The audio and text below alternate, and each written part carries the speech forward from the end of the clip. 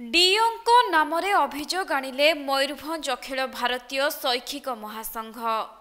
तेबे उदलाठारे एने अनुष्ठित होइथिबा एक बैठक में साधारण संपादक प्रमोद कुमार बाजुबंध जोगदे शिक्षक मानकर समस्या उपरे आलोचना करथिले।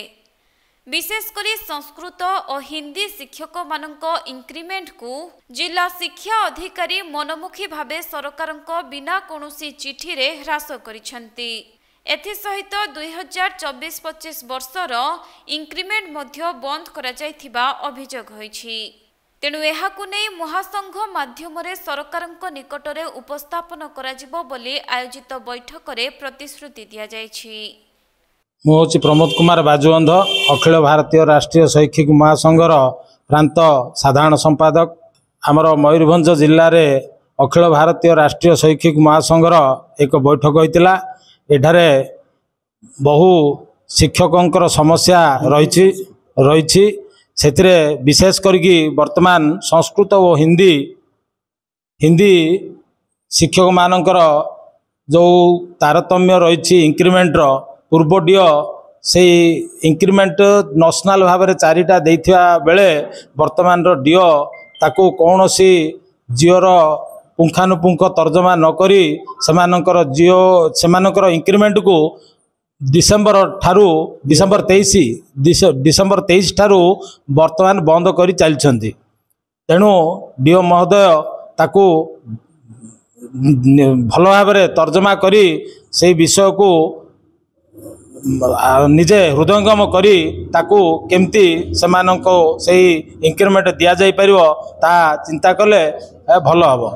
एही अवसर रे आगामी दिन में महासंघर एक जिला कमिटी गठन हेबो जहाँकि प्राथमिक और माध्यमिक शिक्षक माननकु नेई एही कमिटी गठन कराजिबाकु स्थिर करा जायछि। आज अखिल भारतीय शैक्षिक महासंघ रो तरफरु उदलार एक बैठक अनुष्ठित होइतिला। जो बैठक कि मयूरभंज जिलार हिंदी और संस्कृत शिक्षक मानकर समस्या विषय रे अन्य शिक्षक मानकर समस्या विषय मध्य आलोचना होइतिला। मुख्य आलोच्य विषय मयूरभंज पूर्वर थिबा मयूरभंज डीओंकर नेशनल इंक्रीमेंट 4टी प्रदान करथिले किंतु वर्तमान डीओ ताकू 2023 डिसेम्बर मसीहा ठारू बंद कर देइचंती। 24 एवं 25 मसीहार भी इंक्रीमेंट प्रदान करना जहा फल शिक्षक माने बहु असुविधार सम्मुखीन होउछंती। तेणु से माने कोर्टर आश्रय भी नहीं कोर्टर निर्देश भी रही जे केस चलथिले मध्य कर्मचारी मानकर कौन सी इंक्रीमेंट बंद करा जाई परिबो नाही वार्षिक इंक्रीमेंट। किंतु ए सब निर्देश थिबा सत्वे वर्तमान डीओ ताको हृदयंगम नकरी वर्तमान पर्यंत इंक्रीमेंट प्रदान करना। तेणु आमे संघ नेतृत्व रे आमे ए सब दाबी सरकार को निकट रे बा ऑफिस रे प्रदान करूछु एवं आगामी दिन रे जदि ए सब ठीक समस्यार समाधान न हुए ताला आगामी दिन में शैक्षिक महासंघ नेतृत्व रे आंदोलन करिया पई मध्य निष्पत्ति ग्रहण करिछु।